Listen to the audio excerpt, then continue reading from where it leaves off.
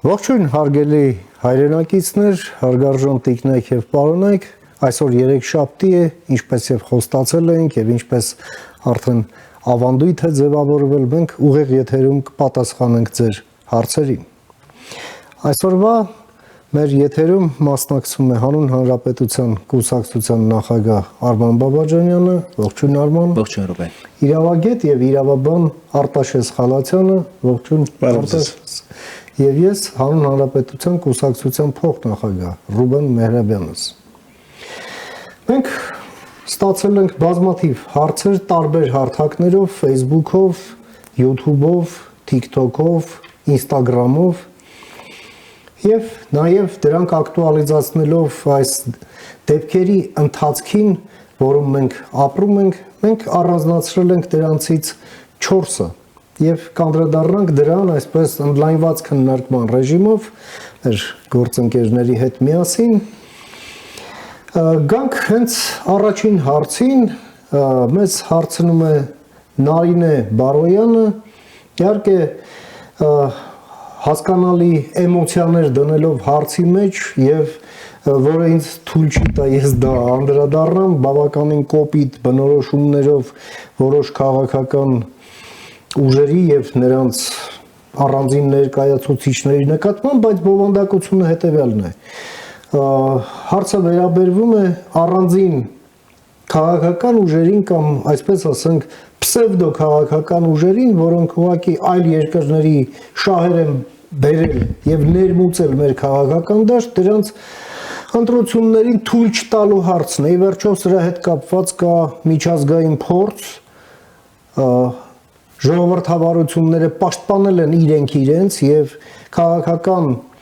ուժի, այսպես ասենք, ծխածածկույթի ներքո հանդես եկող առանձին սուբյեկտների ուղղակի դուրս են թողել։ Արդյոք մենք չպետք է նման քայլերի դիմենք եւ մեր հանդիսատեսները, մեր հետևորդները այս հարցը բարձրացնում են, ընդ որում սա միակը Նարինե Բարոյանը միակը չէ, համեցիր Արման։ Գիտեք, ամիսներ առաջ հիշում եմ, որ վարչապետ Նիկոլ Փաշինյանը բառացի ասաց, որ մենք պետք է հասնենք նրան, որ թույլ չտանք Սերժ Սարգսյանին եւ Ռոբերտ Քոչարյանի եւ նրանց հետ աֆիլիացվող շրջանակներին մասնակցել ընտրություններին։ Դա իհարկե միանգամից մեզ մոտ շատ մեծ հետաքրքրություն առաջ բերեց, որովհետև այս օրակարգը մենք ենք առաջինը քննարկման առարկա դարձրել, հատկապես սեպտեմբերի 18-ին Ֆարմանյանն ընդդեմ Հայաստանի գործով Մարդու իրավունքների եվրոպական դատարանի այդ կարևոր արձանագրությունից հետո, իրավական վճռից հետո, ըստ որի պետությունը խախտել է կյանքի իրավունք։ Պետություն ասելով, ուզում ենք հասկանալ ում նկատի ունեք։ Շատ կոնկրետ մարդկանց խումբ, շատ կոնկրետ քաղաքական ուժերի խումբ, որոնք ըստ էության քաղաքական, բայց ոչ իրավական պատասխանատվություն են կրել այս իրադարձությունների համար։ Եվ ես կարծում եմ, որ դեռևս ակտուալ է, որպեսզի սեպտեմբերի 18-ի այդ իրավական կարևոր փաստաթուղթը դրվի քաղաքական մեծամասնության սեղանին եւ դա ունենա կոնկրետ հետևանք։ Ըստիս եվրոպական փորձը առնվազն թույլ է տալիս, որպեսզի մենք գործուն միջոցներ ձեռնարկենք բոլոր նրանց նկատմամբ, ովքեր ուղղակի իրենց գործողություններով ապացուցել են, որ իրենք ժողովրդավարության թշնամիներ են։ Լինել ժողովրդավարության թշնամի մեր պայմաններում նշանակում է ուղղակի լինել Հայաստանի հակառակորդ։ Հայաստանի ինքնիշխանությունն ու Հայաստանի ժողովրդավարական գործընթացների շարունակականությունը, խորացումը համահավասար կարևորություն ունեն։ Չկա ժողովրդավարություն, չի լինելու հայկական պետականություն։ Եվ պատահական չի նաև իրենց թիրախավորումը ժողովրդավարության, ժողովրդավարական գործընթացներին, ժողովրդավարական ինստիտուտներին, դիսկրեդիտացնելու, վարկաբեկելու իրենց այդ փորձերը պատահական չեն։ Եվ այս իմաստով կարծում եմ մենք անելիք ունենք, նաև մեր քաղաքական ուժը, որը առաջին օրից այս հարցը բերել ենք օրակարգ եւ հետամուտ ենք լինելու, որ եթե ոչ այսօր, վաղը այս հարցը շարունակելու է մնալ խիստ հրատապ, որովհետև կարծում եմ, որ իրավական եւ քաղաքական գնահատական չտալը դեռևս 2018 թվականից մեզ բերել կանգնեցրել է այսպիսի հրամայականի առաջ, երբ առնվազն 2018 թվականից մենք պիտի ունենայինք մի քանի ընտրության մասնակցության արգելք սահմանված կոնկրետ քաղաքական ուժերի համար, որոնք երկիրը բերել հասցրել էին այն իրավիճակին, երբ այլևս որևէ բան հնարավոր չէր անել առանց հեղափոխության։ Եվ ինքնին, երբ մենք արդեն ապացույցներով ձեռքի տակ ունեցանք այդ ամբողջ փաստերի համախումբը, որ պետությունը բռնազավթված է եղել, իշխանությունը զավթված է եղել, դրա համար բազմաթիվ ապացույցներ ենք կարողացել հայտնաբերել։ Դեռևս ես ազգային ժողովի պատգամավոր էի, Տիգրան Եգորյանի հետ մենք ահռելի փաստեր ենք կարողացել գտնել արխիվում, որոնք ապացուցում էին, թե ինչ ծավալի օրինակ խախտումներով են տեղի ունեցել 2003-2002 թվականների ընտրությունները ազգային ժողովի եւ նախագահի հանրապետական կուսակցության օգտին 280,000 քվեի կեղծիքով ուրեմն ընտրությունների ապացուցված այսպես խախտումների բան ունենք, փաստեր ունենք, եւ դա չի ունեցել հետևանք, այսինքն մենք այդ ապացույցի հետ չենք նույնիսկ իմացել ինչ անել եւ դա չենք դրել օրինակ քաղաքական գնահատական տալու եւ որից կբխեր նաեւ իրավական հետևանք, ուրեմն այդպիսի օրակարգի առաջ ես գիտեմ, որ Արտաշեսը նաեւ գործուն կերպով ներգրավված է եղել այդ օրակարգը առաջ մղելուն, շատ պիտի ուզեմ նաեւ մասնագիտական քո տեսակետը մեզ հետ կիսես։ Սկսելով այժմ շարունակելով ձեր խոսքը պարոն Բաբաջանյան եւ սկսելով նաեւ Ֆարմանյան դեմ Հայաստանի գործից պետք է հետեւյալի վրա ձեր ուշադրությունը բևեռը մարտի 1-ին փաստացի իրավական զուտ իրավական քրեա իրավական խնդիրներից զատ մենք ունենք հետեւյալ պատկերը մի կողմ թողնելով այն հանգամանքը թե ինչպես 2007 թվականին էր ձևավորվել ազգային ժողովը ինչպիսի որակի ընտրություններով կամ ինչպես էր 2003 թվականին նախագահ ընտրվել Ռոբերտ Քոչարյանը, բայց փաստացի գոնե ֆորմալ իմաստով մենք գործ ունենք ժողովրդավարական լեգիտիմություն ունեցող ներկայացուցչական մարմին ազգային ժողովի բարձրագույն ներկայացուցչական մարմին եւ ժողովրդի կողմից անկախ ամենից ֆորմալ իմաստով թղթի վրա ձևավորված ինստիտուտի նախագահի հետ։ Եվ ահա այս երկու ինստիտուտները դուրս եկան ժողովրդի դեմ։ Այո։ Այսինքն սահմանադրական կարգի տապալումը, եթե իրավաքաղաքական տեսանկյունից կամ սահմանադրաիրավական տեսանկյունից նայենք, ապա ստացվում է, որ ազգային ժողովը, որպես խորհրդարան եւ նախագահը երկու ժողովրդավարական լեգիտիմություն ունեցող բարձրագույն պետական ինստիտուտներ կրակեցին սահմանադրի վրա։ Ժողովրդավարության կազմակերպեցին կամ մեղսակցեցին այդ զարհուրելի ոչռագործությանը, այսինքն որովհետև նաև իշխանության աղբյուրը ժողովուրդն է։ Այո։ Հետևաբար իրենց համար այդ իշխանության այդ ժողովրդի դեմ դուրս գալը շատ ավելի բնական էր, քան օրինակ անսալ ժողովրդի Այո, բայց ես նաև այստեղ բանը ապագա հնարավոր թղթածրարի համար հիմքեր եմ ցույց տալիս, թե ինչպես կարելի է հասնել որոշակի քաղաքական ուժերի արգելմանը գործունեության, որովհետև ազգային ժողովն էլ ձևավորվում է քաղաքական ուժերից, այսինքն դա քաղաքական ուժերի բանավեճի ֆորումն է, այսինքն երբ նաև շատ մասնագետներ քաղաքական ուժերի որակի հարցը թողնելով մի կողմ աբստրակտ խոսում են խորհրդարանի մասին, աբստրակտ խոսում են ասենք ներկայացուցչական ժողովրդավարության մասին, բայց գիտակցաբար թե անգիտակցաբար բուն խողովակը թողնելով մի կողմ, որն է քաղաքական ուժերը դա ցույց է տալիս, որ մեզանում նաև այդտեղ դիսկուրսի որակի կամ գիտակցաբար այդ դիսկուրսը նենգափոխելու որոշ տենդենսների հետ մենք տարիներ շարունակ գործ ենք ունեցել, այդ թվում 2015 թվականի սահմանադրական փոփոխությունների ժամանակ տարփողվող այն գաղափարները, որոնք առավել շատ գեղեցիկ էին, բայց ամենակարևոր հարցերին չէին անդրադառնում, օրինակ ինչպես կարող է 2008 թվականի մարտի մեկի քաղաքական հովանոցի դեր կատարած քաղաքական ուժերը, այդ թվում արտակարգ դրությունը արտոնելու որոշում կայացող գախնի քաղաքական հրամանի ուժերը մասնակից քաղաքական ուժեր, Այո։ որոնք չեն ընդվզել, որոնք Ինչպես իրենց կարող են- որոշումներով ուղղակի լեգիտիմացրել են այդ ամբողջ Ինչպես կարող են այդ քաղաքական ուժերը նույնիսկ որոշակիորեն առաջադեմ գաղափարներ պարունակող փոփոխված սահմանադրությունը կյանքի կոչել, եթե իրենց մեջ չեն կրում այդ սահմանադրական արժեբանության Այո, գոնե այո, այն այո։ ամենադույզն ինչ փոքր մի հատիկը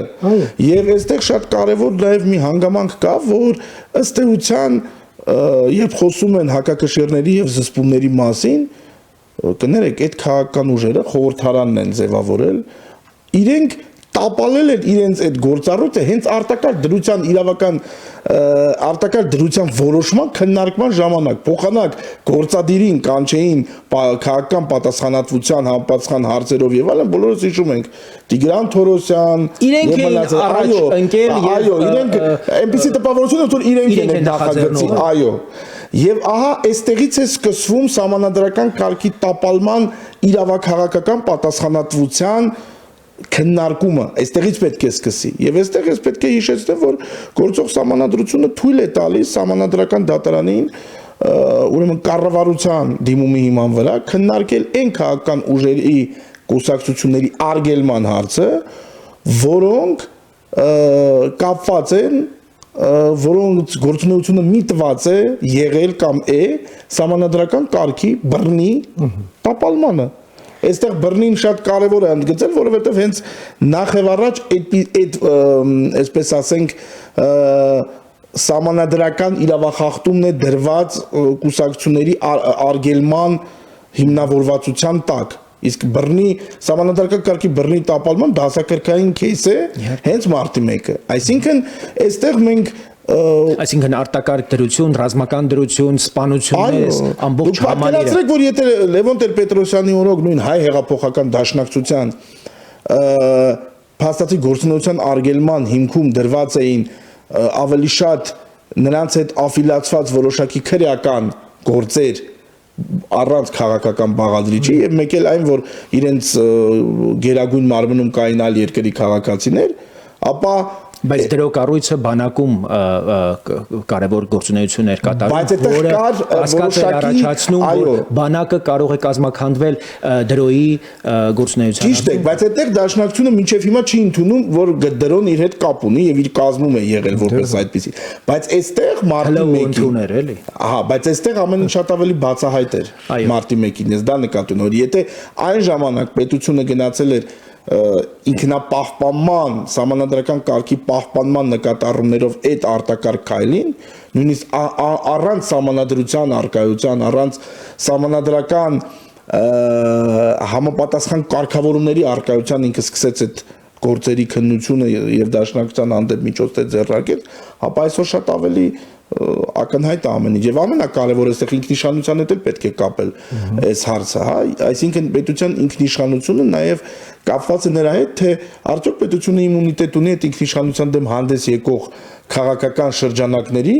գործունեությունը դադարացնել, սահմանափակել եւ միջոցներ ձեռնարկել։ Շատ կարևոր արձանագրում եք անում։ Արտաշես, ես երկու հարցի վրա եմ ուզում այստեղ նաեւ կանգ առնենք։ Նախ որ 17 տարի մեծ հաշվով մինչեւ այդ որոշման արձակումը մեր պետության մեջ լրջագույն անգործություն է եղել իրավական իմաստով։ Քանիցս տարբեր մասնագետներ խոսել են, որ Մարդու իրավունքների Եվրոպական դատարանի սեպտեմբերի 18-ի այդ վճիռը հայկական իրավական ամբողջ մեքենայի պարալիզացված լինելու ուղղակի վկայությունն է։ Մեկ Եվ երկրորդ արտաքին այդ ազդեցությունների մասով ըստ էության մարտի 1-ը եւ մարտի 1-ի իրադարձությունները հնարավորություն տվեցին արտաքին դերակատարների շեշտակի ներգործություն ունենալ մեր ներքին քաղաքական, նաեւ արտաքին քաղաքական գործընթացների վրա։ Եթե հիշում եք, Հայաստանը ամբողջությամբ կորցրել էր իր իմունային համակարգը, մենք ընդհանրապես ինքնիշխանության այսպես դրվագներ չունեինք, հակառակը այդ ներքին լեգիտիմությունը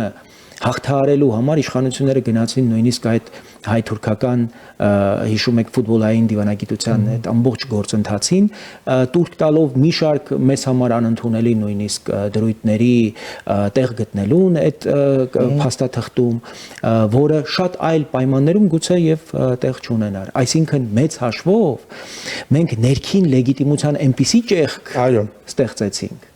որը հնարավորություն տվեց արտաքին դերակատարներին այդտեղ տեղավորվել եւ իրենց շահերը առաջ տանել։ Այս իմաստով չափազանց կարեւոր է, որպեսզի մենք արձանագրենք, որ ցանկացած այս ուժերի հաջողությունը եւ հաղթանակը հնարավորություն է տալու մեր երկրի ներսում այնպիսի գործընթացների, որոնց արդյունքում Հայաստանի պետականությունը եւ Հայաստանի ինքնիշխանությունը այնպիսի ուրեմն իմունային խնդիրներ է քրոնիկ հիվանդության այնպիսի խնդիրներ է ստեղծելու, որը արտաքին ազդեցությունների եւ արտաքին ներգործությունների համար լայն դաշտ է բացելու։ Ինչու է սա կարեւոր։ Մենք շատ թարմ իրադարձությունների ականատես ենք եղել, մենք գիտենք, որ ընդհանրապես Ռուսաստանը հատկապես չի կարողանում մարսել Հայաստանի թավշյա հեղափոխության անարյուն բնույթը։ Նրանք տենչում են, որ Հայաստանում արյուն հեղվի, որպեսզի դիսկրեդիտացնեն ընդհանրապես հայկական հեղափոխությունը եւ ժողովրդավարությունը առասարակ, որպեսզի ցույց տան, որ տեսեք, որ ամեն ինչ չի, որ հենց այդպես սկսվեց եւ այդպես ավարտվեց։ Եվ ամենաթարմ օրինակը այդ Բագրատ Սրբազան կոչվածի Սրբազան շարժման իրադարձություններն էին ազգային ժողովի մատույցներում։ Նրանք ամեն ինչ անում էին, որպեսզի այդ արյունը հեղվի, որը հնարավորություն կտար նաև արտաքին դերակատարների համար ուղիղ միջամտել մեր ներքին գործերին։ Այսինքն ես չեմ ուզում, որ մենք քննարկենք ինչ-որ կուսակցությունների գործունեության արգելում ուղղակի նրա համար, որ 2008 թվականի իրադարձությունների վերաբերյալ Մարդու իրավունքների Եվրոպական դատարանը այսպիսի որոշում է կայացրել։ Դա տրիգեր է ուղղակի, լրացուցիչ այո, շատ կարևոր խթանիչ է, որ մենք այս քննարկումը ունենանք եւ մեր ավելի խորն է հարցը, քան մի վճռով արձանագրված է։ Այդ վճիռը ուղղակի հնարավորություն է, որպեսզի մենք այս կարևոր քննարկումը ունենանք։ Մինչ այդ մենք այո խոսել ենք գործի մասին, խոսել ենք փաստահավաք առաքելության բացահայտումների մասին, բայց որ Մարդու իրավունքների Եվրոպական դատարանը փաստահավաք այդ խմբի կուտակած այդ կարևոր փաստերը կդնի այդ որոշման հիմքում անպատկերացնելի էր։ Դրանից հետո այլևս ազգային ժողովը եւ գլխավոր դատախազությունը պիտի մի անգամից թևերը քշտեին եւ անցնեին գործողությունների։ Ինչը չի արվել եւ ինչը զարմանք է հարուցում, որովհետեւ նաեւ դրան ուղեկցել են շատ կարեւոր քաղաքական հայտարարություններ, ասում են վարչապետը ուղղակի ազգային ժողովում ասեց, մեր նպատակը պիտի լինի առաջիկա ընտրություններում թույլ չտալ Ռոբերտ Քոչարյանին եւ Սերժ Սարգսյանին եւ նրանց հետ աֆիլիացվող քաղաքական ուժերին մասնակցել այս ընտրություններին։ Ես կոնկրետ գիտեմ, որ 2008 թվականին Հանրապետական, Բարգավաճ Հայաստան, Օրինաց երկիր եւ դաշնակցություն։ Այս կուսակցությունները քաղաքական եւ իրավական պատասխանատվություն են կրում այդ իրադարձությունների համար։ Եվ մենք չենք կարող 17 տարի անց այս վճռի արձակումից հետո ուղղակի ասել դե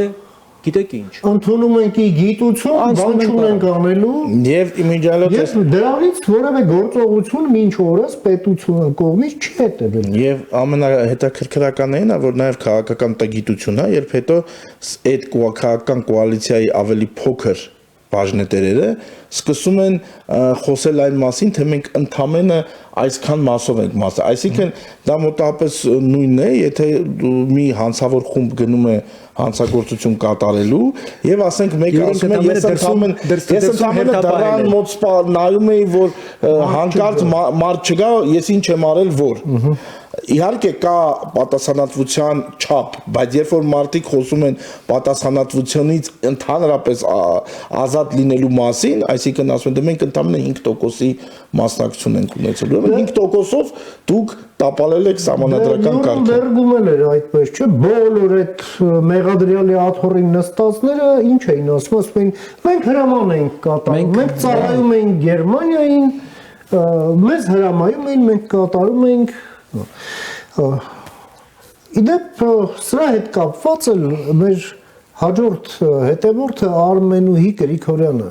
Հետևյալ հարցն է տալիս. ինչպես կասեցնել Ռուսաստանից եկող մարդկանց հոսքը, որոնք Հայաստանի քաղաքացիներ են, այս ընտրություններում իրենց որ ձայնը կտան եւ ընդ որում գալիս են արդեն ուղղորդված։ Իհարկե Արմավիրում տեղի ունեցավ վերջերս Կիրակի օրը մի ռուսական արմավիրում։ Այո, Ռուսաստանում հայերի կողմից կառուցված Արմավիր քաղաքում ցինիզմի գագաթնակետը հայերի հավաք, որտեղ ռուսերեն պլակատներ էին բռնել ցերկև ինարոդ եդինի եւ մեղադրում էին Հայաստանի Ես անկեղծ ասած բազմաթիվ օգտատերերից ստացել եմ անհատական նամակներ, որ իրենց ստիպում են Ռուսաստանի իշխանությունները այդ օրը իրենք էլ չգիտեին ինչի համար են իրենց կանչում, այդ օրը պատարագից հետո թե առաջ, ուրեմն ներկա գտնվել եկեղեցու մասովկա ապահովել եկեղեցու հրապարակում։ Այս ամենը պարզ ցույց է տալիս մարդկանց ստիպել են բերել այդտեղ, ինձ էլ են գրել դրա մասին։ Հա, ձեզ է։ Առանձին ազդեցիկ օգտատերեր Facebook-ի, հա, որ շատ հետևորդներ ունեն, դրա մասին ուղիղ տեքստով են գրում։ Գրում են նաև այն մասին, որ 80,000-ից ավել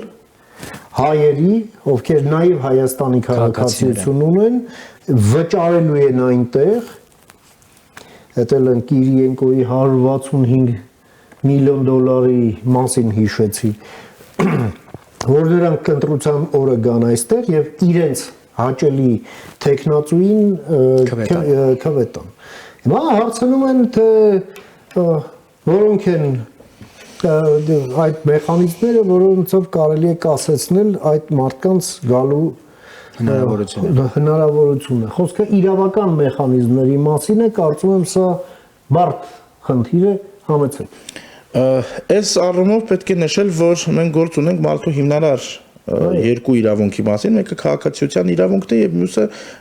քաղաքացիության բերմամբ, իրենց ստատուսի կարգավիճակի բերմամբ երկրի բարձրագույն պետական իշխանության ձևավորման մասին, այսինքն այստեղ նույնիսկ վնասակար է անգամ խոսել մարդկանց ընտրական իրավունքի, մարդկանց ընտրական իրավունքի ձեռքելու մասին, բայց այստեղ շատ կարեւոր ուրիշ հանգամանք կա, որ կրկին մեզ բերում է քաղաքական ուժերի որակի եւ հատկապես հակասահմանադրական գործունեություն իրականացող քաղաքական ուժերի գործունեության արգելման անհրաժեշտությանը։ Տեսեք, խնդիրը հետեւյալն է. ժողովրդի ընտրությունը ուղիղ կապված է ընտրանքի հետ։ Այսինքն ով է առաջադրում, ով է մասնակցում։ Եթե եւ ընդ որում իրավական պետության հիմնական խնդիրը այն է, որ իրավական այսպես ասենք կառուցակարգերից սահմաններից դուրս հակասահմանադրական գործունեություն իրականացող ընտրանք որպես քաղաքական պրոդուկտ չպետք է լինի, այսինքն ժողովրդավարական ճանապարհով չեն կարող հակաժողովրդավարական ուժերը որտեղ ակնհայտորեն հակաժողովրդավարական ուժերը մասնակցում են ժողովրդավարական process-ներին, որպեսզի տապալեն ժողովրդավարությունը։ Ինչպես եղել է օրինակ Հիտլերի պարագայում եւ ոչ միայն։ Այսինքն այստեղ կրկին մենք վերադառնում ենք հետեւյալ խնդրին, որ հեշտ է խոսել եւ անգամ պետության անունից հանդես եկող որոշակի մարդիկ, այսինքն քաղաքական իշխող քաղաքական ուժի, երբ խոսում են կամ բողոքում են առայն որ այդպիսի բաներ կարող են տեղի ունենալ եւ այլն, ըստ էության քաղաքական պատասխանատվության հարց է այստեղ, այսինքն ոչ թե պետք է բողոքել նրա առայն որ այդ մարդկանց Ռուսաստանից ուղղորդում են այստեղ քվեարկելու համար, այլ պետք է զբաղվել Հայաստանում այդ ուղղորդողներով, որոնք այդ ընտրանքի մաս են, շուտով այո կենտրոնական ընտրական հանձնաժողովում կգրանցվեն, լեգիտիմ, պետությունը կերաշխավորի նրանց անվճար եթերը, օրինակ եւ նրանք երաշխավորի իրենց բոլոր իրավունքները պետության դեմ ուղղակի ավելին այդ մարդիկ խորհրդարանական ուժերի մասին է խոսքը կունենան ընտրական հանձնաժողովներում տեղեր, այսինքն այստեղ ներքին հակասություն ու վտանգավոր երկվություն կա եւ այստեղ մենք պետք է հստակ ընդգծենք մի բան ընտրելու եւ ընտրվելու իրավունքը մարդու սրբազան իրավունքն է, բայց եւ միաժամանակ հանցավորության դեմ պայքարն էլ պետության սրբազան պարտականությունն է, այսինքն այս ամենը չի կարելի իրար հետ միախառնել, իսկ բավարար կամ չցուցաբերելու պարագայում այդ հարցերը լուծելու վերաբերյալ քաղաքացիների ընտրական իրավունքից կամ հնարավոր ուղղորդումներից պարզապես բողոքել պետք չէ։ Ուրեմն մենք ունենանք այն խորհրդարանը, որը կարտացոլի պետության իրավապահ համակարգի եւ հատուկ ծառայությունների այն պոտենցիալը կամ կամքի ներուժի այն մակարդակը, որը որ կա դրա դեմ պայքարելու։ Եվ ըստ էության հիմա մենք ունենք իրավիճակ, երբ այդ երկհաղաքացիության ինստիտուտը լրջագույն սպառնալիք է դառնում հայկական պետականության։ Այն ինչի մասին մենք դեռևս 2005 թվականին, այո, 2005 թվականին Հակոբյանների եւ Ռոբերտ Քոչարյանների, այո։ Եվ իդեպ ես այստեղ պետք է հատուկ մատնանշեմ, որ միջազգային իրավական պրակտիկայում չի խրախուսվում ոչ բազմաքաղաքացիությունը, ոչ էլ ապաքաղաքացիությունը։ Այսինքն ապաքաղաքացին չունի որևէ քաղաքական լոյալություն, որևէ պետության հանդեպ, որը նույնպես վտանգավոր է, արդյունավետ չէ, այդ թվում մարդու իրավունքների իրացման տեսանկյունից խնդիր է, որտեղ պաստորեն մարդ ունի հիմնարար իրավունքներ, բայց չունի որևէ պետական ինստիտուցիա, որը իր հանդեպ համարժեք պարտականություն ունի։ Ինչպես նաև համարժեքորեն վտանգավոր է բազմաքաղաքացիությունը, որովհետև այդտեղ էլ առաջանում է լոյալության առումով խառնաշփոթ, պատկերացրեք, որ մարդը ունի երկու հպատակություն եւ իր հպատակության երկու պետությունները միմյանց դեմ պատերազմում են։ Այսինքն միտեղ նա պետք է կողմերից ինչ որ մեկին ընտրի, բայց երկուսի հանդեպ էլ ունի պարտավորություններ։ Բայց այստեղ չափազանց կարևոր է դա ամենագրոտեսկային օրինակն եմ ասում։ Քաղաքացիներին պաշտոններ կան, որոնք արգելված է ուրեմն առաջադրվել։ Բայց այստեղ կա քաղաքական լոյալության խնդիր։ Ես խնդրեմ այս դիտարկումը անեմ եւ խոսքը ձեզ տամ, ինչու է սա կարևոր։ Հիմա օրինակ ստեղծվել են այնպիսի պայմաններ, որ Միացյալ Նահանգները եւս սկսել է լրջորեն դիտարկել երկհաղաքացիության արգելումը։ Իհարկե իրենց համանadrությամբ ընդհանրապես նախատեսված չի երկհաղաքացիություն, բայց իրենք աչք էին փակում։ Իրենք հիմա ասում են, որ ստեղծվել են աշխարհաքաղաքական այնպիսի նոր պայմաններ եւ այնպիսի հարաբերություններ, որտեղ երկհաղաքացիությունը մեզ համար կարող է սպառնալիք ստեղծել։ Օրինակ, չգիտեմ, Չինաստանի, Ռուսաստանի, այլ պետությունների քաղաքացիները ոչ բարեկամ երկրներ։ Ուրեմն այս իրողությունները եւս գուցե մեր քաղաքական միջավայրի համար պիտի քննարկման առարկա դառնա, գուցե 2005 թվականին դա այնքան մեծ խնդիր չի եղել եւ դա սահմանադրական փոփոխություններով մենք այդ դրույթը նախատեսել ենք, հիմա գուցե պետք է արկախել ժամանակավորապես թույլ չտալ, որտեղ մենք տեսնում ենք, որ այդ երկհաղաքացիության դրույթից օգտվելով հայկական պետականության դեմ դիվերսիա է ծրագրվում։ Այո։ Ուղղակի դիվերսիա է ծրագրվում։ Կոնկրետ ուժային կենտրոնից, որի պետական եթերից հայկական պետականության դեմ ամենավերջին սպառնալիքներն են հնչում, հենց այնտեղից էլ ուրեմն տեղեկություններ են գալիս, որ 80,000 Ռուսաստանի եւ Հայաստանի քաղաքացիներ բերվելու են Հայաստան քվեարկության համար։ Սա լուրջ խնդիր է։ Եվ այստեղ շատ կարևոր մի հանգամանք էլ կա, որ երբեմն այդ բազմաքաղաքացիությունը առաջանում է տարբեր երկրների օրենսդրությունների հակասությունների բերմամբ եւ իրականում դժվար վերահսկելի խնդիր է, բայց այստեղ հետեւյալ խնդիրը կա։ Արդյոք դու հրճակում ես որպես պետություն երկհաղաքացիություն, այսինքն ստանձնում ես պարտավորություն, պարտականություն դա ապահովել, թե դու պարզապես այսպես ասենք երբեմն չես ունենում հնարավորություն եւ գործիքակազմ դա բացահայտելու, դա տարբեր բաներ է։ Հիմա մեզանում մի շատ դժվար իրավիճակ է առաջացել, որ մի կողմից պետությունը երկհաղաքացիությունը հրճակել է, բայց մյուս կողմից քաղաքացիությունից զրկելն էլ միջազգայինորեն արգելված է։ Եվ եթե երբ որ դու հիմա երկհաղաքացիությունը վերացնես, դու խնդիր ես ունենալու այն մարդկանց հետ, ովքեր այսօր երկհաղաքացի են։ Այսինքն շատ ավելի խոհեմ կլիներ 2005 թվականին այդ ինստիտուտը ընդհանրապես չբերել։ Չնայած ես հասկանում եմ, որ այդտեղ էլ քաղաքական լուրջ խնդիր կար հայ հեղափոխական դաշնակցությունը ընդհանրապես ունեցել է երկու օրակարգային խնդիր եւ բախտի բերմամբ թե պատմամբ երկուստ էլ իրացվել են։ Մեկը խորհրդարանական կառավարման ձևը երբևէ Հայաստանում պետական կառավարման ձև դարձնելն է, իրենց նոստալգիայի բերմամբ առաջին հանրապետությունից եւ երկրորդը դա երկհաղաքացիությունն է։ Երկուսն էլ այսօր իրականություն են դարձել եւ գոնե երկհաղաքացիությունը խոսում էին Սփյուռքի ներուժի բացահայտման, դրանով Սփյուռք-Հայաստան կապերի խթանման եւ համապատասխան մասին, այսօր մենք ոչ տեսանք այդպիսի մեծ ներհոսք երկհաղաքացիների Եվ ոչ էլ տեսանք հատկապես ազդեցիկ Սփյուռքյան շրջանակների Պատրանք, գործունեության խթանում կամ այսպես ասած լրացուցիչ ինչ որ Իբր այդ անձնագիրներ խանգարում, որպես իրենք գան Հայաստանում ներդրումներ անեն կամ այսպես մեծածավալ ներկայություն ապահովեն։ Դա ընդհանրապես ես կարծում եմ դաշնակցության այսպես բաններ, պաթետիկ եւ ինչ որ առումով պոպուլիստական օրակարգի ներքին լեգիտիմությունը դրսերում փնտրելու եւս մի դրսևորում է։ Այսինքն ուրիշ ոչինչ։ Ընդհանրապես ցույց տալ, որ իրենք այդպես ազգային հայրենասիրական Իսկ հակառակը դու պետք է հերական պետության պես այնպիսի դու քաղաքական օրգանիզմ ձևավորես, որոնք պատրաստ Իսրայելում երկհավատություն չկա։ Որ կան Թեև աշխարհում ամենամեծ սփյուռք ունեցող պետությունն է։ Որովհետև իրենք նպատակ ունեն եւ իրացնում են այդ նպատակը ձևավորել մի պետություն, այնպիսի պետություն, որ մարդիկ պատրաստ են հրաժարվել այլ իրենց քաղաքացիությունից, եւ գան Իսրայելում ապրեն եւ իրական քաղաքական եւ բարոյական պատասխանատվություն կրեն իրենց հայրենիքի համար։ Իսկ այսպես ասենք ձերքի հետ երկրորդ ուրեմն անձնագիր ունենալը չի խոսում Ինչ է այս դեպքում մենք շատ այդպիսի օրինակներ ունեցանք, հատկապես Ռուսաստանից շատ ու շատ Հայաստանի հետ ոչ մի առնչություն չունեցած անձինք ուղղակի ցույց էին տալիս, որ իրենց հայրը ինչ որ պատահականությամբ հայ է եղել եւ իրենք կարողանում էին Հայաստանի ուրեմն անձնագիր ստանալ, հատկապես ռուս-ուկրաինական այս պատերազմի բերմամբ շատերը Հայաստանը նաեւ որպես տրանզիտ երկիր դարձրին դրա արդյունքում ուղղակի Հայաստանից քաղաքացիություն ստացան, անձնագիր ստացան եւ ուրեմն այդպես Էլ չասած որ հատկապես Ռուսաստանի հայերը ցավոք սրտի իրենց այսպես ասենք ցիրկովնի պրիխոդի կամ ծխի շուրջ համախմբված համայնքի ներկայացուցիչ չեն զգում, այլ ոչ թե Հայաստանի քաղաքացի։ Ոչ ավելի։ Այո, եւ այդտեղ արդեն այդ անձնագիրը դառնում է ինչ որտեղ գուցե նաեւ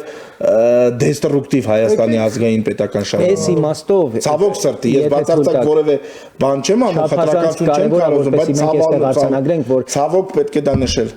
Պետություն ունենալուց հետո նաև այս հարցերը պիտի հիմնավորապես փոխվեին մեր ընկալման մեջ, որ Հայաստանի քաղաքացի ազգությամբ եզդին շատ ավելի մեծ կարևորություն ունի մեր բոլորիս համար եւ մեր հայրենակիցն քան Գլենդելում ապրող այն հայաստանցին, որը բացի քննադատելուց եւ բացի չարախոսելուց Հայաստանի մասին ոչինչ չի անում։ Ազգությամբ եզդի իմ եղբայրը Հայաստանում հարկ է վճարում, զինվոր է տալիս բանակին։ Ինքը հայրենակից չէ նա։ Վերջ։ Եվ մի բան շատ կարևոր է։ Մենք պետք է ֆիքսենք, որ Ռուսաստանի քաղաքացու երթումը եւ Հայաստանի քաղաքացու երթումը հակոտնյա են։ Այո, շատ կարևոր բան եք ասում, այո։ Որովհետեւ Հայաստանի Հանրապետությունը այժմ գոյություն ունի ի հեճուկս ռուսական իմպերիալիզմի։ Դա չեն թաքցնում ոչ Կրեմլի կաբինետներում, ոչ Կրեմլի մեդիայում, ոչ էլ Կրեմլին կից փորձագիտական հանրության մեջ։ Ճիշտ ասած չեն թաքցնում նույնիսկ Հայաստանում նրանց գործակալները։ Ահա, մենք գալիս ենք այդ հիբրիդային պատերազմի իրականությանը, որի հետ կապված այսօր վարչապետի այո, մամուլի խոսնակը մի հոդված է գրում, որից ես չեմ հասկանում ինչ պիտի անեմ։ Հասկացան, կուլտուրան բարձրացրեցինք, ուրիշ։ Այսինքն մենք կուլտուրայի խնդիր, ես եմ անկուլտուրական, որ ձեր մոտ հիբրիդային պատերազմի առումով եւ ունենալ քաղաքական մեծամասնություն ազգային ժողովում եւ այսինքն բողոքել, ում եք բողոքում։ Կուլտուրայի պակասն, որ Ռոսատրուդնիչեստվոյի օֆիսը դրել եք ամերիկյան համալսարանի տակը, որովհետեւ ես անկուլտուրական եմ։ Հերիքա ձեռ առնեք մեզ։ Այդ ռուսկի դոմերը։ Ռուսկի դոմերը այդ իմ կուլտուրայի պակասից է, որ բացվում է։ Եվ այստեղ մի շատ կարևոր բան։ Էս ինչ մոտեցում է, էլի։ Այստեղ շատ կարևոր է, պարոն Մերաբյան, հետեւյալ կոնտր հարցը տալ, ուղղակի զուտ տրամաբանական մի այսպես վարժություն անենք։ Իսկ կարող է կուլտուրայի պակասը բերել Հայաստանում ավտորիտար ռեժիմի ռեստավրացիա եւ հետո ասեն դե որովհետեւ հայ ժողովրդի կուլտուրան պակաս է դրա համար ընտրեց։ Այո, շակերտների մեջ հենց դա էլ տեղի է ունենալու, եթե մենք չկարողանանք զգուշացնել եւ դրան չհաջորդեն իրապես հետո պետք է հասկանալ մշակույթը իրականում կուլտուրան ինքը շատ լուրջ քաղաքական կատեգորիա է։ Մշակույթը դա այդպես չէ, որ ամեն մեկը իր համար կրթվում է, ընդհանրապես կրթությունը դա բացառապես պետական ֆունկցիա է։ Մշակույթը դա բացառապես պետական ֆունկցիա է, այսինքն մշակույթը ինքը իրան չի ձևավորում։ Եթե իհարկե մենք չենք խոսում ինչ որ տրայբալիստական մոտեցումներ չենք առաջ բերում, այսինքն ինչ որ տենց պրիխացկոյ բան, այսպես սխական, համայնքային, եթե մենք մեզ ասենք ամերիկյան հնդկացիների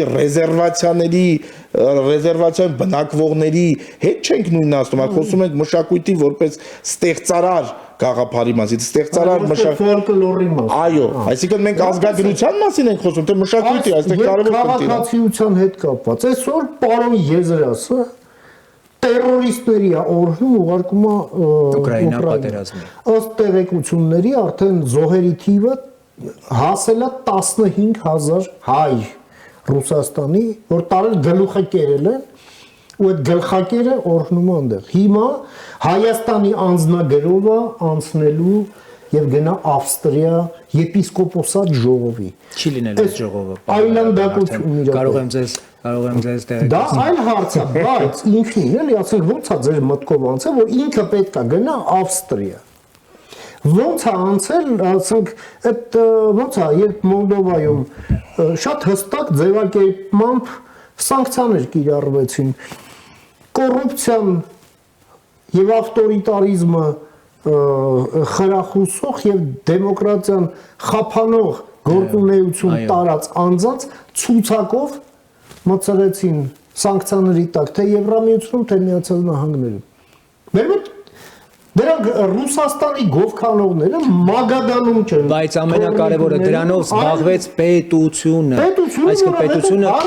այո ասաց, որ մենք այս մարդկանց հետ կապված լուրջ ապացույցներ ունենք, որ սրանք պետության թշնամիներ են։ Այո, հիբրիդային պատերազմի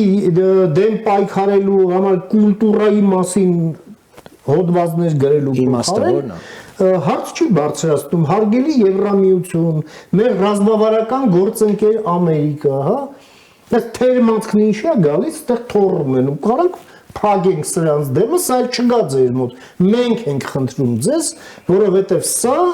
տանումը այս գործունեությունը եւ խափանումը մեր համատեղ պրոյեկտը, մեր գլխին Ռուսաստան Չինաստանա բերում, ընդ որում առանց կարմրելու դրա մասին հրապարակային է հայտնում, մեզ ձեռ առնում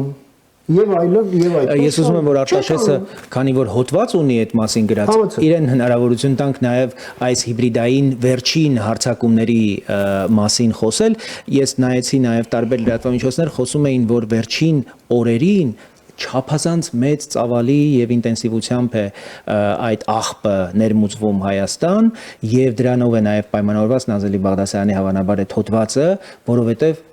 պետական մեքենան կարծես արդեն դժվարությամբ է կարողանում ուրեմն դրա դեմն առնել եւ դրա վերաբերյալ մի քանի կարեւոր փաստ էլ կա էլի հիմա եթե մենք Սպուտնիկ ունենք մեր Երևանի կենտրոնում, որը ամբողջ իր արտադրանքը սպառնալիք է եւ հիբրիդային պատերազմի ուղղակի այո պատերազմի գործիք է արսենալ է իրենց արտադրածը այլ չեմ ասում այլ լրատվամիջոցները որոնք օրենսդրորեն մենք չենք կարողանում գտնել դրանց հասցեատերերին եւ դրանք անարգել շարունակում են բուծվել ու նորանոր էջեր այսպես ստեղծել ու տերորի ենթարկել մեր հանրությանը ու սա անել ընտրություններից դեռևս 4 ամիս առաջ դուք պատկերացրեք ինչ է լինելու ամեն օրը եւ ինչպիսի նյարդային, ինչպիսի հոգեբանական ուրեմն ստրեսի մեջ է գտնվելու հայ հանրությունը ուղղակի կամային այսպես քայքայման գործ է խնդիր է դրված սեփական պետության, սեփական իշխանության, քաղաքական դասի, քաղաքական գործիչների նկատմամբ ուղղակի տոտալ անվստահություն ստեղծելու համար։ Եվ տագնապ։ Իդեպ մշակույթի մասին, ընդհանրապես հանցանք կատարած անձինք, հանցագործները եւ ընդհանրապես հանցագործների կատարումը եւս կապված է ցածր կուլտուրայի հետ։ Դեռ մենք խոսում ենք քրեական ենթամշակույթի մասին։ Հիմա միգուցե նաեւ չպայքարենք հանցավորության դեմ եւ ասենք որ քանի մեր ժողովուրդը ուսյալ եւ կրթված չէ բավարար մակարդակի, որ հասկանա, որ գողանալը մարդ սպանելը, հա, մենք պետք է ուղղակի թույլ տանք, որպեսզի դեպքերը զարգանան այնպես, ինչպես թելադրում են հանգամանքները։ Այսինքն այստեղ լուրջ նաեւ տրամաբանական խզված կա։ Իսկ ինչ վերաբերում է կոնկրետ հարցին, այո, իմ հոդվածս ես գրեցի, եթե չեմ սխալվում, 2019 թվականն էր, երբ այդ հիբրիդային պատերազմը դեռ նոր, այսպես ինստիտուցիոնալ կառուցվածքային պատկեր էր ստանում ու շատ արագ ինքնակազմակերպվեց նաև ներկայիս ընդդիմությունը իշխանությունը կորստելուց հետո եւ ձևավորեց այդ ենթակառուցվածքները, եթե կուզեք, այդ իրենց տեսանկյունից երկարատև պարտիզան, իմիջիալոց կարծեմ դաշնակցության կարկառուն դեմքերից մեկն էր, ասո պարտիզանական պայքար պետք է երիտասարդները, որոնք դրա այդ մասով ինձ դատի է տվել դաշնակցությունը եւ երիտասարդները, ում առաջ ինքը ելույթ էր ունեցել, կոչ էր արել 2019 թվականին պատրաստվել պարտիզանական մարտերի Երևանում։ Այո, այսինքն երկարատև պայքար է հրճակել իր համար պայքարի ուղի ընդդիմությունը, այսպես ասած, ընդդիմության մի հատվածը, որը հենց հիբրիդային պատերազմի գործիքների միջոցով է դա իրացնում։ Եվ մի քանի հարցադրում կա, որ այստեղ հիմնական հասցեատերը իհարկե պետությունն է, անձինս քաղաքական իշխանության, որ ըստ էության մենք ինչ ունենք։ Մենք ունենք հետևյալ պատկերը, մենք ունենք ժողովրդավարություն, բայց որի եւ հենքը եւ նաեւ փխրունության հիմքը դա ազատությունն է։ Այսինքն ազատությունը երբ մնում է անտեր առանց ուժային բաղադրիչի, առանց պաշտպանիչ շերտերի, հա, դա կարող է բերել շատ հեշտությամբ ավտորիտարիզմի հաստատման։ Իսկ դրա համար պետք է սուպտեղը դատարկ չի մնում, գալիս են շատ սիրուն քաղաքական, բայց եւ միաժամանակ ժողովրդավարական արժեքային հենքով պետական կառույցները, որոնք են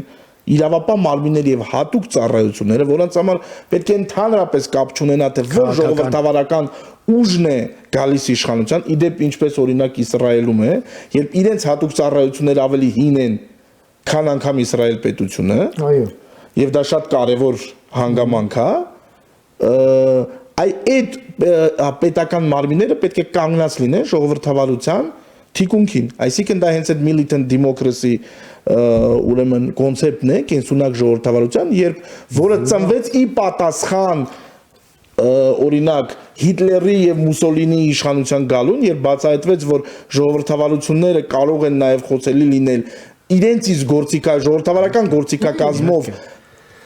լատենտ ծպտյալ ավտորիտար կառավարիչների հանդեպ, այո, եւ այդ կենսունակ ժողովրդավարությունը ապահովում է իրավական պետության գործիքակազմով, դատա իրավական եւ հատուկ ծառայությունների համակարգով։ Օրինակ այնպես, ինչպես Գերմանիայում օրինակ գործում է հատուկ սահմանադրական կարգի պահպանության հատուկ ծառայություն կա։ Այո, որը զբաղվում է էքստրեմիզմի օջախների։ Ես ասեմ, որ այդպիսի բաժիններ կան մեր քննչական կոմիտեում, ԱԱԾ-ում կան, բայց դա ֆորմալ բնույթ է կրում։ Պատասխան կարողություններ չկան եւ պատկերացում չկա։ Այո, եւ ոչ էլ նպատակ կա դա ձևավորելու։ Եվ այստեղ շատ կարեւոր որպես վերջաբար, հա, թիվ ասեցիք 2019 թվական։ Դա ամբողջությամբ արվում էր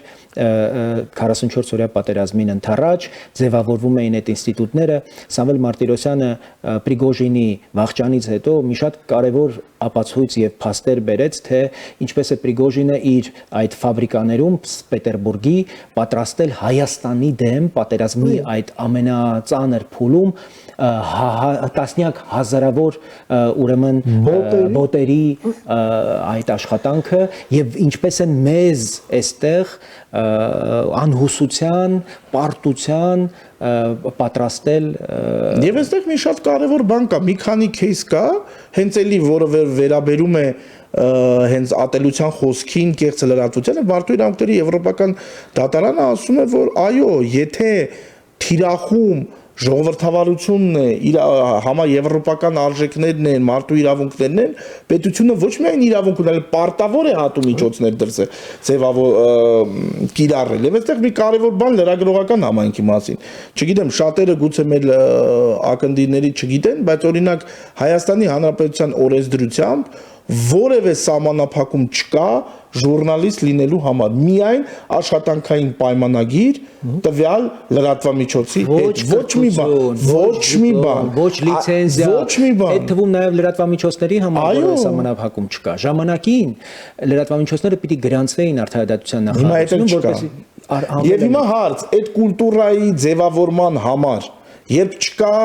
փոքրի շատ է կենսունակ անգամ համքարություն եւ էթիկայի որը կհետեւի այո կան մի երկու այդպես դիտորդ մարմին եւ այլն բայց դրանք շատ այսպես ասած բան են այսպես դիետիկ մարմիններ են ավելին դրանց բարեխղճության մասով այդ էթիկայի կանոններին հետևելու հարցը մնում է այդ լրատվամիջոցի ուրեմն հայեցողությանը Չունենք ոչ այդ մշտադիտարկող մարմինը, չունենք ոչ պետության պոզիտիվ պարտականությունը, ի վերջո, եթե Երևանի պետական համալսարանը, Բրուսովի պետական համալսարանը եւ մի շարք համալսարաններ մասնագիտացման այդպիսի ֆակուլտետներ ունեն։ Հիմա հարց արդյոք մարդու կրթության իրավունքը պատշաճորեն իրացվում է, երբ պետությունը դրանից հետո չի ձեռնարկում միջոցներ, որ առաջնահերթ հենց դիպլոմավորված ժուրնալիստները մտնեն շուկա, այլ ոչ թե օրինակ մի սրճարանում մատուցող աշխատող մի անձնավորություն պարզապես բեյջը կպցնում է, մի աշխատանքային պայմանագիր է կնքում եւ օգտվում են բոլոր եւ ազգային ժողովում ուզում են հավատարմագրվել ավելին ասեմ նրա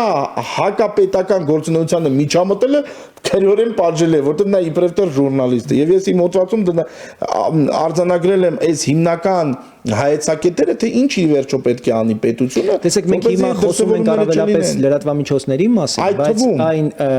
օրինակները որ վերջերս օրինակ Ռումինիայում Գերմանիայում Մոլդովայում ֆիքսվել են դրանք քաղաքական ուժերին են հատկապես առնչվում օրինակ Վալտեր Շտայնմայերը Գերմանիայում խոսում էր ընդդիմադիր հիմնական ուժի նույնիսկ ինչ որ պահի դրանց արգելելու վերադառնում եք մեր առաջին հարցին բոլորը փոխկապակցված են այո այլընտրանք Գերմանիայի համար Մոլդովայում մենք ունենք ուղղակի կասեցված կուսակցություններ ընտրությունների նախօրեին Ռումինիայում ունենք արգելված նախագահի տեխնացու այո իսկ Ռումինիայում մինչև հիմա վերջերս կարծեմ իրավական գործընթացներ են տեղի ունենում Ռումինիայում եւ սա ամենևին հակաժողովրդավարական չի ուղղակի պետությունը ցույց է տալիս համապատասխան կամք որ ժողովրդավարությունը պետք է պաշտպանել եթե պետք է նաև ուժով եւ դրան եվրոպական որևէ արգելք չկա եւ որևէ խնդիր չկա որ եւ մի շատ կարեւոր բան այո պարոն Բաբաջանյան որևէ կերպ ես չեմ հասկանում որևէ կերպ հնարավոր չէ բացատրել այս անգործությունը եւ մի շատ կարեւոր հանգամանք երբ որ ես Ամերիկայում վերապատրաստման էի այնտեղ մի դասախոս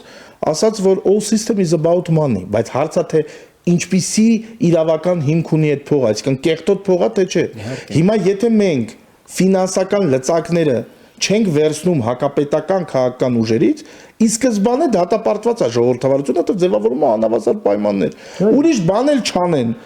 ոչ տերակտ ոչ իսեր ասո ոչ մի բայց միայն այն փաստը որ կարող է մտնել Հայաստան չստուգված փող ընդ որում կենտրոնական բանկը օրինակավոր գործ դա դիվերսիա է պետականության դեմ ժողովրդավարության դեմ միանշանակ դու վարձում ես վարձկանների բանակ ու կարող ես ոչ մի բան չանել այսինքն ինչպես սպորտը կարող է չանալ դոպինգի պատճառով չէ կամ անարդար այդ կամ կեղտոտ փողերով թիմեր առնելով եւ անհավասար մրցակցություն ստեղծելով օրինակ առավոտբոլի տարբեր ազգային առաջնություններում դրա համար այդ fair play կանոնները վերաբերվում են թե սպորտին, թե քաղաքականությանը, թե պետությանը։ Հիմա տեսեք, ուր է Չելսին առանց Ռոման Աբրամովիչի, որտեղ դա փուչիկ էր ըստ էության, եւ ըստ էության չկա, այո, չկա օլիգարխը, չկա թիմը։ Այդ հաղթանակները առնում էր։ Այո։ Եվ երրորդ հարցն է, ինչ առաջարկ են, տեսեք, էլի շատ հետաքրքիր հարցադրում է, էլի, սա էլի հիբրիդային ազդեցության հարցում։ Հյուսվածքներով բոլորը կապված հարցեր են։ Սիստեմիկ մոտեցում է հարգարժան Արմեն Մինասյանը։ Ինչ առաջարկ են արել Հայաստանից թրիփի վերաբերյալ Ռուսաստանին, որ նրանք խիստ հետաքրքրված են։ Իրականությունն այն է, որ Հայաստանից Ռուսաստանին թրիփի վերաբերյալ որևէ առաջարկ ոչ միայն չեն արել, այլև ասել են, որ առաջարկ մեզանից բուն թրիփի վերաբերյալ չսպասեք։ Չգիտեն էլ ոնց ասեն։ Հայաստանը իրավունք էլ չունի, որովհետև Հայաստանը եւ Միացյալ Նահանգները որոշել են միասին ստեղծել։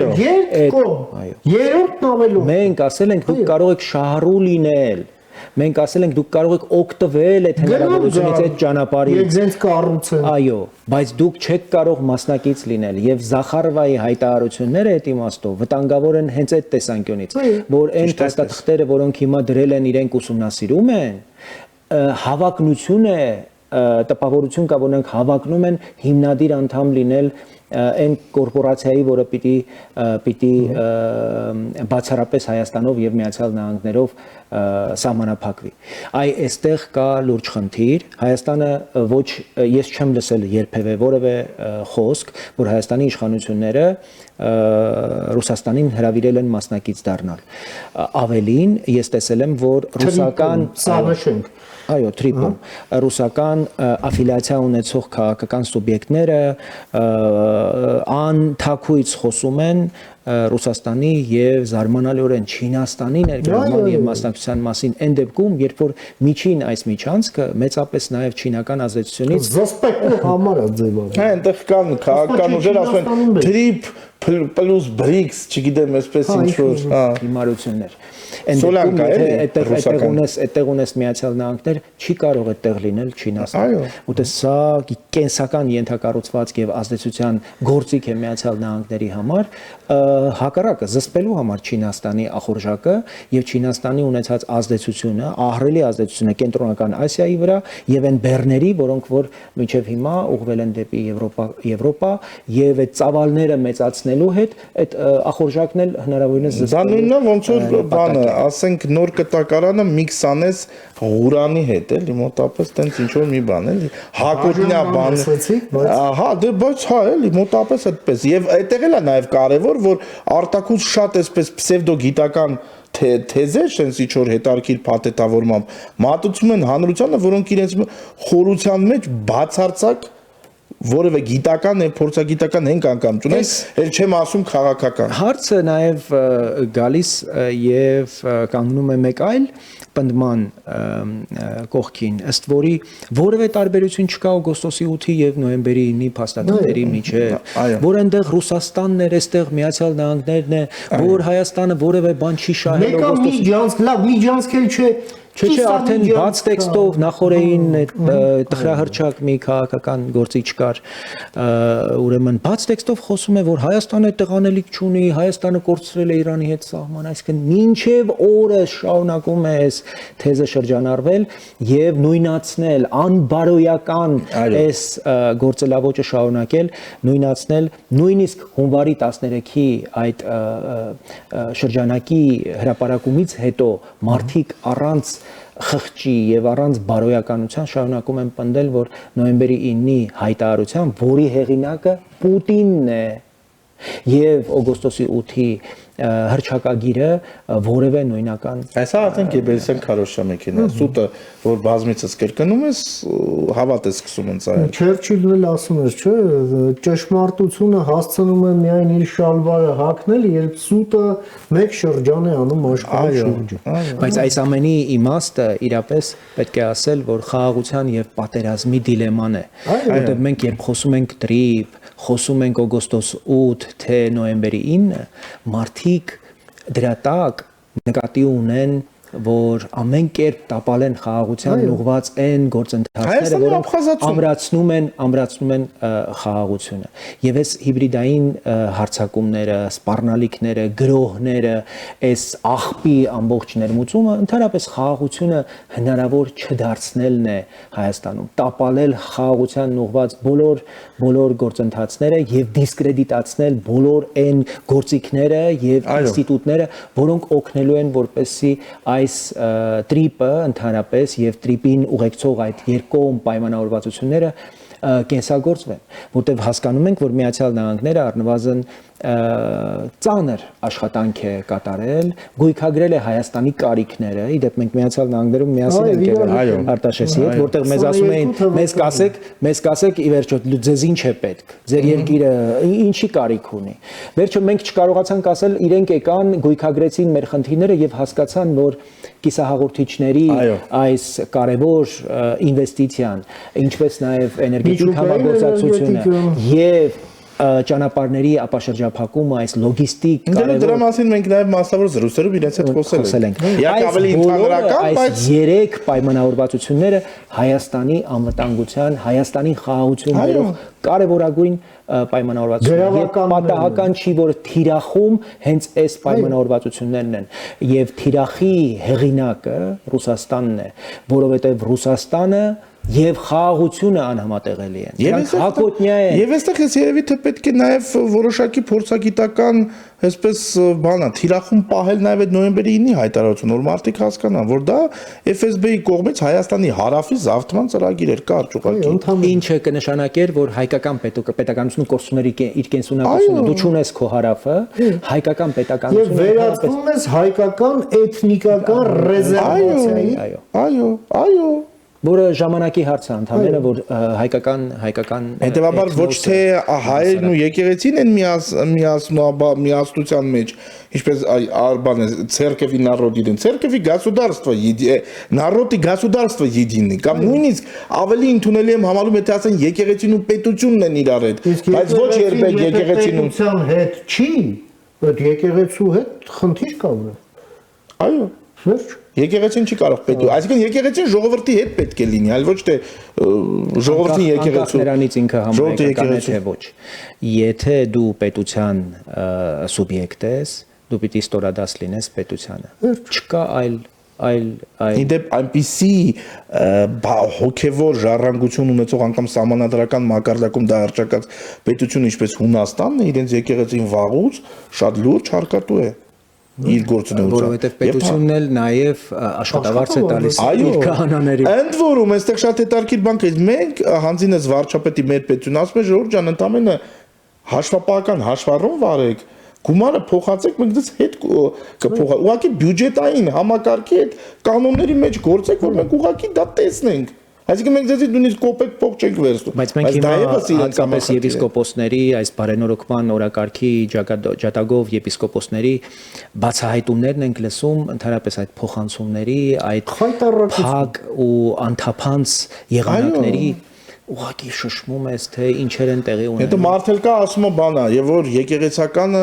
կաթողիկոսը անձեռնմխելի է։ Այդպիսի բան գոյություն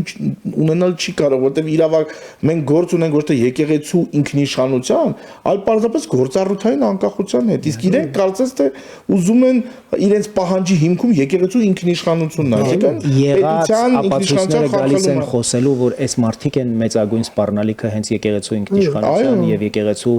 ընդհանրապես հարատեվության համար, որովհետեւ եկեղեցու եւ սահմանադրությունը եւ կարգը թույլ չի տալիս այս կամայական այս որոշումների արձակումը, որ մենք տեսնում ենք գերագույն հոգեվոր խորհուրդ, որը վերջին 5 տարիներին ընդհանրապես որևէ փոփոխության չի ենթարկվել, ինչ որ ապօրինի կառույցներ, ապօրինի առաջարկներ եպիսկոպոսին կարգալույծ անելու, սա այլ հոշարքային քահանա չի։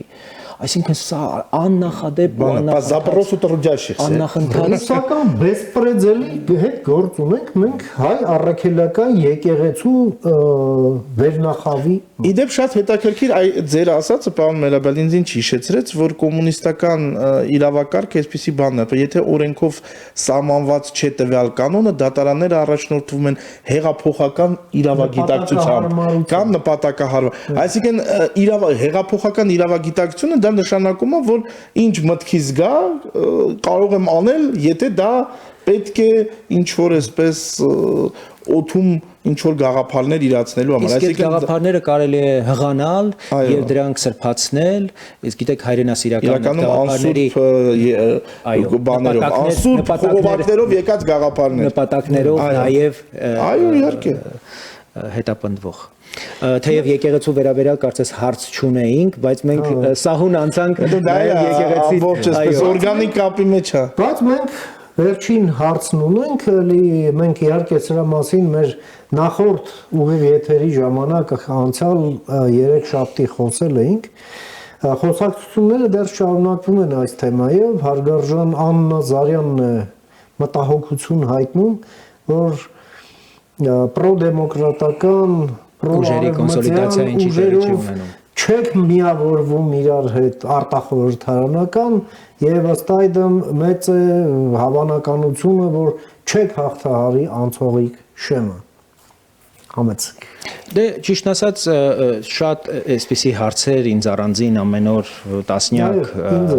այդպիսի նամակներ են գալիս եւ ես իրապես չափազանց գնահատում եմ այս անհանգստությունը, որտեղ դա խոսում է, որ մեր ժողովրդի մեջ շատ մեծ զանգված կա սրտացավության այն ժողովրդավարական գաղափարների եւ այն արժեքային ամբողջ համախումբ խնդիրների, որոնք մենք հետապնդում ենք, այս մարդիկ մեզ հետևում են եւ մեզնից քայլեր են ակնկալում եւ ես ուղղակի հակընդդեմ հարց եմ ուզում տալ։ Ինչու այն ուժերը, որոնք որ այնուամենայնիվ այս մեծ մեր անցած ճանապարհի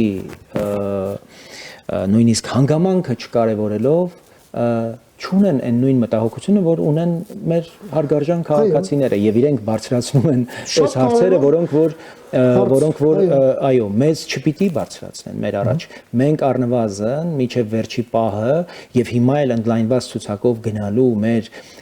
մոտեցումը եւ քաղաքականությունը նրա համար է, որովհետեւ մենք տեսնում ենք, որ այսպիսի պահանջ կա եւ մենք անսալով մեր քաղաքացիների, մեր ժողովրդի ուրեմն այս պահանջին, այս հորդորին, այս խնդրանքներին անում ենք առավելագույնը, որպեսզի նաև վստահ լինեն, որ կոնսոլիդացիան հենց այստեղ է, որ այս արժեքների պահպանությունն ու պաշտպանությունը մենք ստանձնում ենք ինքնուրույնաբար առաջ տանելու բոլոր այն մտահոգ քաղաքացիական հասարակության պայծառ դեմքերի ուրեմն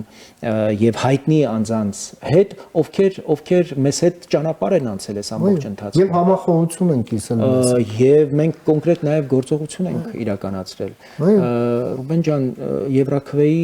փաստը ունենք գնացել կոնկրետ ներդրում ենք արել մասնակցային մեծ ուրեմն դերակատարություն ենք ունեցել ֆինանսական ներդրում ենք արել եւ վերցրել ենք դրոշը որովհետեւ հավատացել ենք որ պետությունը սրա կարիքն ունի ու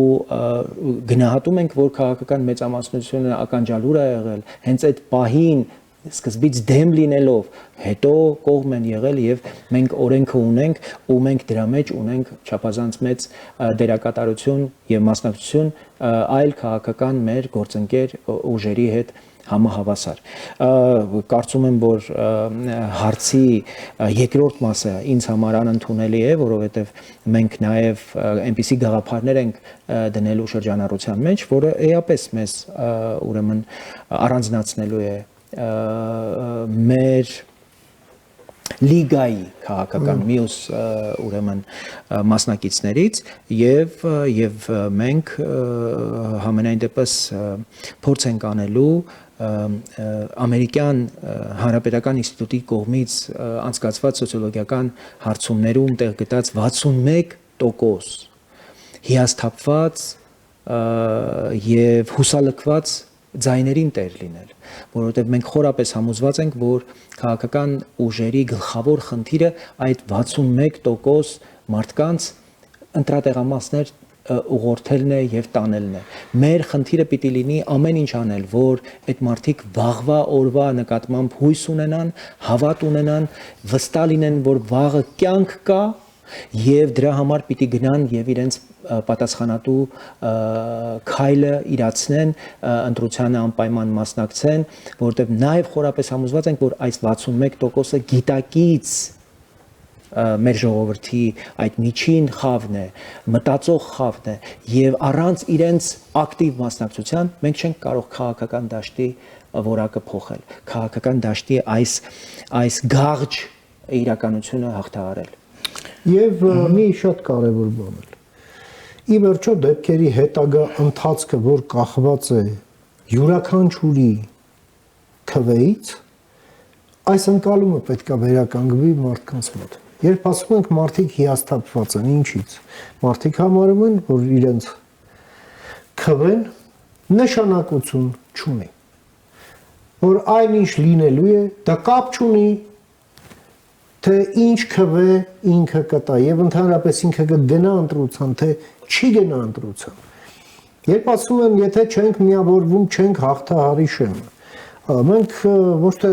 մեքենայով ինչ որ տեղ ենք գնում, որ ըստ այդմ մեր մեքենայի հզորությունը կբավարարի, թե ոչ։ Մենք տալիս ենք գաղափարներ։ Մենք մեր պատրաստակամությունն ենք հայտնում այդ գաղափարներով առաջնորդվելով, որովհետև մենք անցել ենք ճանապարհ, այդ ճանապարհին մենք հենց այդ գաղափարներով ենք առաջնորդվել։ Ինչն էլ պատրաստվում ենք շարունակել։ Եվ կհաղթահարենք թե ոչ, կախված է ոչ թե նաև մեր առաջարկից եւ մեր ժողովրդի ակտիվությունից իհարկե մենք ամեն ինչ անելու ենք իհարկե այդ ձայների հետևից գնալու համար եւ նաև 61%-ը ափսոս Արտաշեսի հետ ժամանակ չեղավ խոսել ես դատաիրավական համակարգի մասին շատ պիտի ուզեի որպեսի կենտրոնանանք որտեվ մեծ հաշվով 18 թվականի իրադարձությունները մեծապես նաև արդարության մասին էին եւ մարդիկ հուսահատված են որ տեղի չի ունեցել արդարության հաստատում դատական համակարգը ըստ էության չի լուծել այն խնդիրները որոնք մարդկանց մոտ ահռելի սպասումներ էին ձևավորել 18 թվականին հակառակը ավելի խորացել են կասկածները որ հովանավորչությունը դերևս տեղ ունի մեր դատական համակարգում եւ ամբողջական վեթինգ չիրականացնելու այդ պատճառաբանությունները թե իբր սահմանադրությունը թույլ չի տալիս եւ այլն ուղղակի խայտարակ քաղաքական տահասության արդյունք է եւ ես շատ պիտի ուզեմ որ մենք մի առանձին հաղորդում սրան նվիրենք որովհետեւ մարդկանց ահռելի քանակի հարցեր կան, որոնք նվիրված են դատական իշխանության, իրավապահ համակարգի վերաբերյալ մեր մոտեցումներին եւ այդտեղ մենք ահռելի անելիքներ ունենք, իսկ դատարանի չգոյությունը, արդարադատության չգոյությունը ուղղակի փոխարինվում է այլ ինստիտուտներով։ Այդ թվում նաեւ քրեական ենթամշակույթի մասին խոսեցիք, երբ մարդիկ չեն կարողանում դատական իշխանության միջոցով իրենց խնդիրները, իրենց վեճերը լուծել, ինչ են անում, գնում են դիմում են կուլտուրական մարդկանց ինքնադատաստանի են դիմում եւ մենք դրա բաները տեսանք, չէ, ապացույցները տեսանք։ Փարաքարի դեպքերը դրա բառ ապացույցն է։ Մարդը իր եղբոր գործով որևէ առաջընթաց չէր տեսել դատական համակարգում, գնաց ինքը լուծեց հարցը։ Ինքը իր կյանքը խորտակելով գնաց այդ հարցը լուծեց։ Եվ մենք տեսնում ենք, որ ընկալումներն են հասարակության համար սկսել ընդունելի լինել այս երևույթների նկատմամբ, ինչը չափազանց վտանգավոր է։ Այո, դա սողացող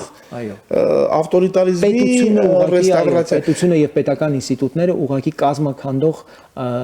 ուրեմն երևույթներ են եւ այստեղ երկու նկատառում սրա հետ կապված միավորման ես այստեղ մի իրավական նկատառում եմ ուզում նախանել որ պետությունը ես կարծում եմ ճիշտ ընտրական քաղաքականություն չի վարում երբ անհամաչափորեն բարձրացնում է դաշինքների համար ընտրական շեմը։ Դա ես կարծում եմ խոչընդոտում է 18 թվականից հետո նոր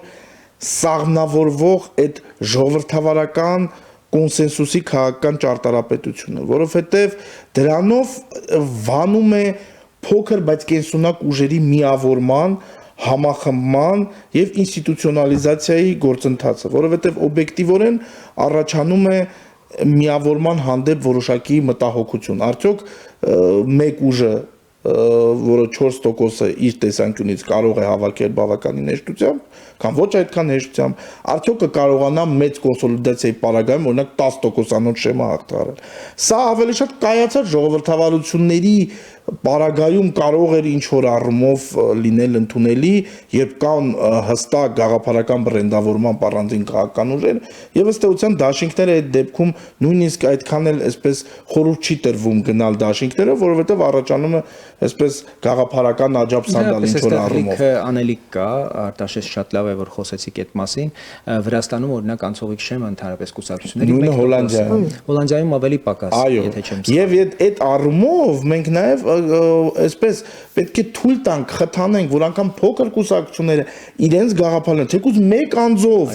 ներկա լինեն խորհրդարանում, որովհետեւ հակառակ պարագայում, եթե դրան էլ գումարում ենք այս ֆինանսական հոսքերի անկառավարելի շարժը չհակազդելը, ստացվում է, որ մենք պարար թող ենք ստեղծում նրա համար, որպեսզի կրկին գաղափարը պարտվի փողին եւ ըստ էության ժողովրդավարական կոնսենսուսի վրա հիմնված խորհրդարանի ձևավորումը մենք կարող ենք եւս մի 5 տարով հետաձգել էլի ունենալ քաղաքականությունը պարտվի քաղաքական կոռուպցիային, սա է խնդրեմ։ Այո, եւ ունենանք ալխոսույթով, բայց կրկին ժողովրդավարական եւ հակաժողովրդավարական ուժերի, այսպես ասենք, մենամարտի վայր խորհրդարանի հետ։ Էլի կարող ենք նույնպես խնդրին բախվել։ Այո։ Դե ինչ պարոն եք, շատ կարևոր հարցեր քննարկեցինք, շատ կարծում եմ հետաքրքիր մեր հետևորդների եւ հեռուստադիտողների համար։ Մենք նաեւ թեմատիկ այսպես եթերներ ենք նախապատրաստում, որ իշարս որոնց նաեւ դատաիրավական համակարգից խոսենք եւ ընդհանրապես մեր իրավական ոլորտի ռեֆորմների մասին եւ Արտաշեսին մենք եւս կհրավիրենք Սիրով նաեւ այլ թեմաներով խոսենք տնտեսություն, արտաքին քաղաքականություն, Հարկային քաղաքականություն, բարձրագույն կրթություն, գիտություն, մարզեր ընդհանրապես, այո, գյուղատնտեսություն, գյուղական խնդիրներ։ Իսկ հաջորդ 3 շաբթի մենք պատրաստվում ենք եւս մեկ եթերի ժամը 20:00-ին ձեր արդեն նոր հարցերին պատասխանելու համար։ Դե ինչ, ամենայն բարիք, խաղաղություն, կհանդիպենք հաջորդ 3 շաբթի։ Հաջողություն։